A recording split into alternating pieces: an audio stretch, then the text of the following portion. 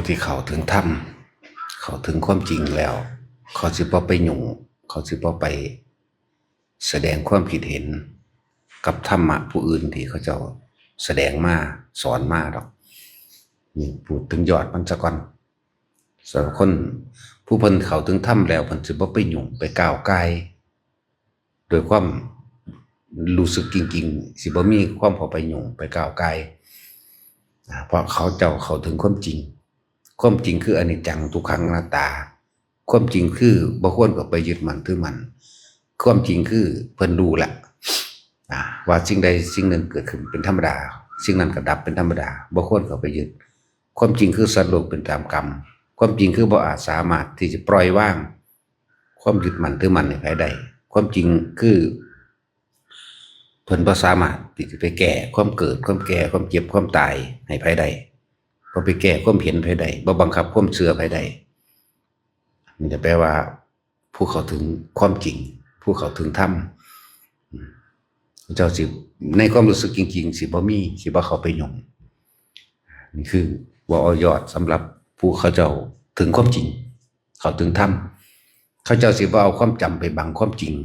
ของเขาเจ้าเองเลยเลิศผู้รู้เขาว่าเขาเจ้ารู้แล้วถึงแล้วตามความเป็นจริงแล้วสิบ่ก้าวไกลสิบ่เข้าไปยุ่งสิบ่เข้าไปยืนยันตัดสินผิดถูกยืนยันตัดสินบุญบาปบ่ว่ายืนยันใดๆทั้งสิ้นแต่ให้คำแนะนำเขาเจ้ากันแนะอยู่สำหรับผู้ท่านที่เข้าถึงความจริงก็เลือกเฟ้นเอาสำหรับผู้ที่บ่ท่านได้เข้าถึงความปล่อยวางปล่อยวางคือเข้าถึงธรรมปล่อยวางคือเข้าถึงความจริงปล่อยวางคือรู้ตามความเป็นจริงรู้สัตว์โลกเป็นไปตามกรรมอย่างว่ามานั่นแหละนั่นคือผู้เข้าถึงธรรมแล้วบ่ก้าวไกลบ่ยืนยันบ่ตัดสินบ่ผิดบ่ถูกบ่บุญบ่บาปกับไผนี่ผู้สำหรับผู้เข้าถึงพวกเฮาที่บ่ทันได้เข้าถึงความจริง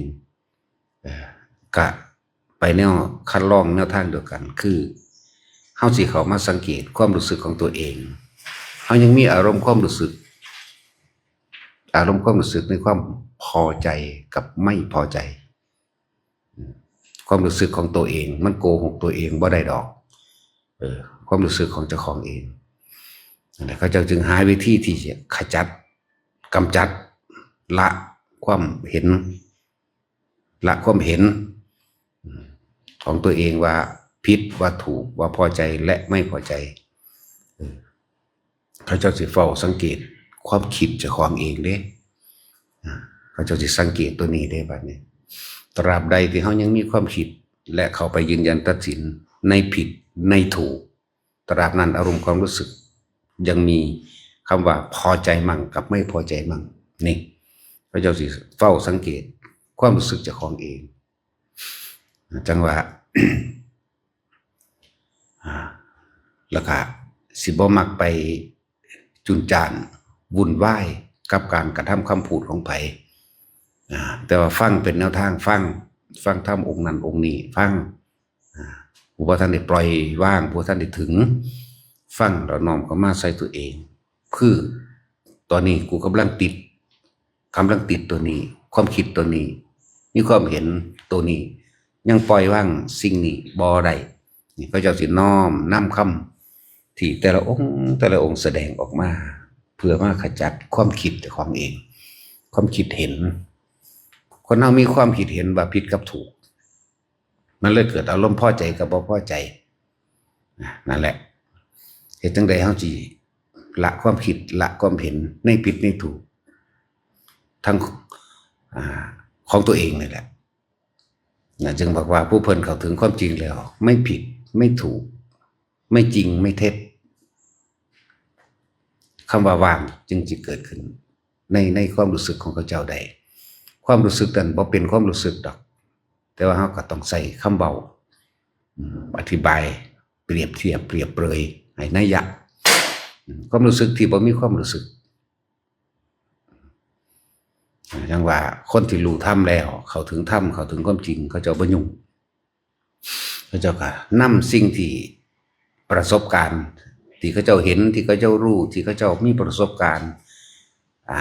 มาบอกเป็นแนวทางให้ซื่อๆเด้แต่ส่วนผู้ฟังนั่นที่นำทำตามหรือบ่ทำตามเขาเจ้าก็บ่ได้บังคับได้นี่คือเจ้ารู้จริงแล้วบังคับบ่ได้บังคับความคิดเห็นของไผบ่ได้จึงเฝ้าสังเกตพยายามความคิดเจ้าของเองเขาเจ้าจึงน้อมที่สิมาอยู่กับตัวเองคือลมหายใจเลยเอิ้นว่าเป็นผู้มีความคิดถึงสติปัฏฐาน4คิดถึงลมหายใจของเจ้าของเขาออกมั่งคิดถึงเวทนาคือความรู้สึกในกายตัวเองมั่งคิดถึงเวทนาในเวทนาของตนเองมั่งเวทนาของตนเองเวทนานอกเป็นจังไดเวทนานอกเจ็บแสบปวดร้อนหนาวพอใจหรือบ่พอใจในความเจ็บแสบปวดร้อนหนาวหิวหรือบาดเจ็บหรือป่วยพอใจหรือบ่พอใจนี่นอกเด้นี่ส่วนในเวทนาในหมายถึงความรู้สึกอันเดียวนั่นแหละสุขเวทนาพอใจทุกขเวทนาบ่พอใจนี่ตัวในมันเหตุจังใดคำว่าอุเบกขาเวทนาจึงจะหาเจอถ้ารู้เท่าทันความจริงเดะกายนี่บ่เป็นของเฮารูปร่างกายอันนี้ถ้ามันเป็นของเฮามันต้องบังคับได้บ่ให้ปวดบ่ให้ปวดหัวบ่ให้ปวดแขวบ่ให้ปวดท้องบ่ให้เจ็บแข้งเจ็บขาบ่ให้หิวบ่ให้ร้อนบ่ให้หนาวคือเข้าถึงความจริงแล้วก็มันบ่เป็นของเฮามันเลยบังคับบ่ได้ที่นี่ก็เข้าใจในการว่าสิ่งนี้ควรสิ่งนี้ไม่ควรซื่อสิ่งหนึ่งถ้ามันปวดหัวก็หายามากินแก้ปวดหัวนี่มันแค่ประคองไปสำนีปวดท้องก็หายามาปวดท้องนั่นนี่ก็ไปหาหมอนั่นแหละเพราะเขาเจ้าจะสังเกตว่าเวทนาในเวทนาบ่มีผู้ใดพอใจจะค้นดอกเจ็บปวดป่วยเฒ่าแก่ชราบ่มีไผพอใจแต่ว่าเฮาเข้าถึงความจริงแล้วว่าบ่เป็นของเฮาบ่เป็นของตนบังคับบ่ได้มันก็เลยยอมรับไปตามสภาวะตามความมันเป็นจริงสุดท้ายมันก็ต้องเสื่อมสลายตายแน่ผู้อื่นก็ตายเฮาก็ตายผู้อื่นก็ตาย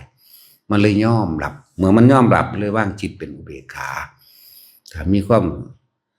ามรู้สึกทางกายเก็บไข้ร้อนหนาวป่วยก็รักษาไปตามถ้าร้อนก็เฮ็ดให้เย็นถ้าหนาวก็เฮ็ดให้อุ่นถ้าปวดก็เฮ็ดให้หายปวดแค่นั้นแก่ชรานี่เฮ็ดให้หายแก่ชราบ่ได้เด้มีแต่ไหลไปเลยไปทั้งง่อมลงจนถึงตายนี่แก้บ่ได้บ่คือปวดหัวบ่คือปวดแขวนี่ต้องยอมรับมันยอมรับก็สบายใจถึงตัวยอมรับแล้วก็บ่มีหยังมาต้องยุ่งต้องของเขาเจ้าบ่รู้หยังเวอร์คือพวกเขาคิดดอกเรียกดูว่ารูปร่างกายขันธ์5นี่บ่เป็นของเจ้าของบังคับบ่ได้แล้วก็ยอมรับรู้แล้วก็ยอมรับบ่ขัดบ่ขืนบ่ฝืนนั่นแหละรู้แล้วยอมรับลงจิตลงใจบ่มีข้อสงสัยใดๆในเรื่องว่ากายนี้ไม่เป็นของเราแน่นอนบ่สงสัยนั่นแหละบ่ว่ามันบ่มีเครื่องป้องกันความชราและความตายได้เด้ส่วนความเจ็บความปวดความป่วยยังพอมียาบรรเทาได้นะจึงบอกว่าเพิ่นบ่ได้อีหยังมากดอกรูปขันธ์5รูปไม่เที่ยงเวทนาไม่เที่ยงสัญญาไม่เที่ยงสัญญาสังขารปรุงแต่งต่างๆในกายสังขารก็ไม่เที่ยงในวิญญาณแปลว่าการรับรู้ของวิญญาณกายรับว่าร้อนรับว่าหนาวรับว่าหิวรับว่าปวดนั่นเองไม่ใช่สิ่งที่เราบังคับได้ไม่เป็นไปตามอำนาจความอยากให้มันเป็นเลยยอมรับร้อนก็ทำให้เย็นหนาวก็เฮ็ดให้อุ่นปวดหัวก็หายามากินบาดเจ็บก็ไปหาเนี่ยมาใส่แผลแค่นั้นเรื่องภายในคือยอมรับแล้วบ่ยึดแล้วบ่คล้องแล้วนั่นแหละเรื่องกายในกายอันหนึ่งมันก็เลยเกาะอยู่กับกายอันหนึ่งคือลมหายใจเวทนา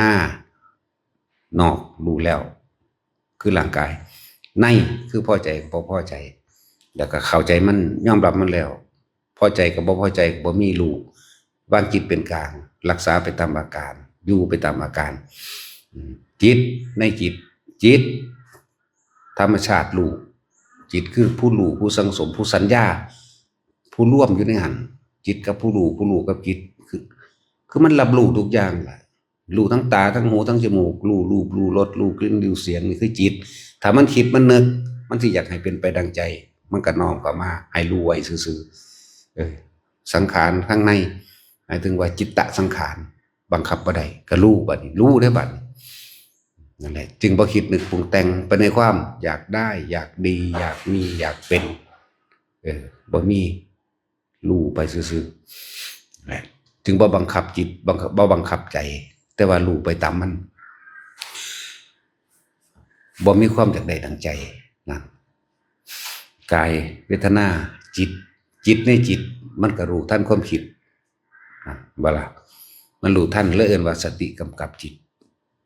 บ่คิดนึกปรุงแต่งในความอยากได้อีกแต่ว่าความคิดอย่างอื่นปรุงแต่งอย่างอื่นเพื่อให้มีประโยชน์ต่อโลกมีประโยชน์ต่อสัตว์หรือเป็นไปเพื่อความไม่เบียดเบียนทำลายผู้ใดผู้หนึ่งมีเป็นธรรมดาแต่ว่าพอสะเทือนสถานเข้ามาสู่อารมณ์ในความพอใจและไม่พอใจไม่มีจิตมันก็รับรู้ในความรับรู้ของมันเองว่าบ่มีอารมณ์เกิดขึ้นอาสวะอารมณ์ที่ยังคล้องอยู่บ่มีทั้งที่คิดเรื่องนั้นจะทำเรื่องนั้นแต่ว่าอารมณ์บ่ปนเข้าไปบ่มีอารมณ์ความรู้สึกพอใจไม่พอใจบ่มีหรือรู้เท่าทันสังขารได้มันอารมณ์ก็บ่เกิดเพิ่นเลยอาสวะขจายานรู้ทันอารมณ์นี้ไม่คล้องอยู่ในสิ่งที่มันคิดนะสังขารุปเปกขายานหมายถึงมีความปล่อยวางกับสิ่งที่คิดแล้วก็ทำมันบ่เป็นไปดังที่คิดก็ช่างมันเขาเจ้าเฮ็ดอยู่ในปัจจุบันเฮ็ดอันใดอันหนึ่งสร้างกุฏิในหลังหนึ่งเฮ็ดไปมื้อนี้เฮ็ดซ้ำนี้ก็หยุดแค่นี้บ่ปรุงแต่งต่อจักแล้วเสร็จหรือไม่แล้วเสร็จบ่ปรุงแต่งต่อเข้าใจว่านี่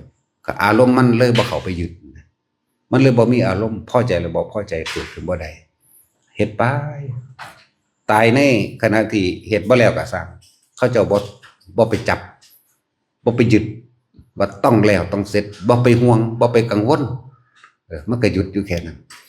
นั่นแหละพวกเฮาจึงน้อมเข้ามาที่สิเฝ้าสังเกตตัวเองด้วยการอยู่กับลมหายใจนึกถึงลมหายใจเข้าออกแล้วเฮาก็สิเห็นความรู้สึกของเฮาเองแล้วเฮาก็สิเห็นความคิดของเฮาเองว่ากายเวทนาจิตธรรมคือสภาวะทั้งหลายตามความเป็นจริงแล้วบังคับไม่ได้ตามความเป็นจริงแล้วเกิดขึ้นตั้งอยู่ดับไปตามความเป็นจริงแล้วสิ่งใดสิ่งหนึ่งเกิดเป็นธรรมดาสิ่งหนึ่งก็ดับธรรมดาไม่เป็นไปดังใจไม่เป็นไปดังที่เคยยึดบ่เป็นไปตามสัญญานี่เข้าใจแล้วว่าธรรมภายนอกคือสิ่งทั้งหลายทั้งปวงที่เฮาเห็นเดี๋ยวนี้กกไม้ก็เอิ้นธรรมคนผู้หญิงผู้ชายก็เอิ้นธรรมแล้วก็บ่เป็นไปดังใจเฮาบัดนี้ธรรมภายในคือหยังคือสิ่งที่เฮาเข้าไปยึดนั่นเองคือสัญญาส่วนมากคนอยากให้เป็นไปดังที่ตัวเองอยากให้เป็นนั่นเอิ้นว่าสัญญาเป็นนอกกับในเป็นหนึ่งเดียวกันแล้วมันก็ว่างขาดออกเข้าไปรู้ความจริงตามความเป็นจริงได้แล้วบ่คิดบ่นึกปรุงแต่งในความอยากได้อยากดีอยากมีอยากเป็นแต่ความคิดปรุงแต่งเรื่องอื่นๆเพื่อให้เป็นการก่อสร้างหรือช่วยเหลือคนเป็นมีแต่ว่าไม่มีอารมณ์ไปปะปนอยู่ในนั้นบ่มีคิดเฮ็ดอันนี้ก็น่ามันเป็นประโยชน์ต่อคนต่อสัตว์ไปเฮ็ดไปสิแล้วหรือบ่แล้วก็สร้างได้หยุดกึกในมือนั้นเปรียบเทียบฟังจึงเรียกว่าธรรมแล้วก็ในธรรมความจริงในความจริงความจริงในความจริงเพียงใดก็ช่างเถิดบ่มีสิ่งใดสิ่งที่จะเข้าไปยึดถือเอาไว้ได้เลยมีแต่ความเกิดขึ้นมีแต่ความเปลี่ยนแปลงมีแต่ความดับไปเท่านั้นเองบ่มีหยังอีกมันก็ยอมรับจิตมันก็ว่างของมันเองว่างจากความยึดมั่นถือมั่นเลยว่างก็เหมือนกัน มันว่างแล้วมันเลยว่างมันว่างแล้วมันเลยว่างนั่นแหละจังว่าอยู่ในหลักเดียวนี่แหละสติปัฏฐานสี่กายเวทนาจิตธรรมแม่นเฮาสิภาวนารู้เลยรู้นั่นเห็นนี่ก็จังเถอะมันบ่เห็นแสอยู่เลยนี่ให้เข้าใจคำว่าอนิจจังกับอนัตตาภาวนาเนี่ยแสงสว่างวาบมันก็บ่วาบแสอยู่เลยเด้มันก็บ่สว่างจ้าแสอยู่เลยแบบนั้นมันเกิดแล้วมันก็ดับนี่ให้ฮู้ให้ทันความคิดเด้มันแค่เกิดมันแค่ดับอย่านำหมายมันเกิดอยู่ตลอดบ่มีอีหยังที่เกิดขึ้นแล้วสิบ่ดับบ่เสื่อมบ่สูญสลายจากอันจากอย่างบ่มีเลยเฮาเข้าใจเฮายอมรับธรรมทั้งหลายทั้งปวงนั่นก็เป็นธรรมชาติอันหนึ่งเกิดดับและตัวละเอียดมันน่ะเฮาก็ต้องจดจ่ออยู่ในสังเกตความคิดเจ้าของเองแหละแต่ก็ต้องผ่านลมหายใจเรียกว่ากายในกายหนึ่งเวทนาแล้วก็เวทนานอกและเวทนาในเวทนาในเวทนาจิตคิดปรุงจิตรับรู้เบิดทุกอย่างแต่ว่าจิตในจิตก็คือการคิดนึกปรุงแต่งแสวงหาในความอยากได้นี้มีเป็นเฮาก็สังเกตมันแล้วเฮาก็จะเห็นความจริงโดยธรรมชาติทั้งหลายทั้งปวงมีความเกิดขึ้นเป็นธรรมดามีความดับเป็นธรรมดาสัพเพธัมมานารังเป็นนิพพะยะนี่ไม่ควรเข้าไปยึดมั่นถือมั่นเพราะสิ่งทั้งหลายทั้งปวงคำว่าทั้งหลายทั้งปวงก็คือทั้งเบิดในโลกบ่ว่าสิเป็นทางรูปธรรมวัตถุทั้งหลายบ่ว่าสิเป็นทางนามธรรมคือความคิดเฮาเองนั่นมันบ่มีอิหยังที่เขาไปถือมันบ่มีอิหยังที่เขาไปเถียงมันบ่มีอิหยังสิตั้งอยู่ได้เลยมีแต่ว่างมันแต่ว่างจังว่าผู้ใดเข้าไปถึงตรงนี้แล้วก็ผู้นั้นก็สิก็รู้ในตรงนี้แหละเอาพอ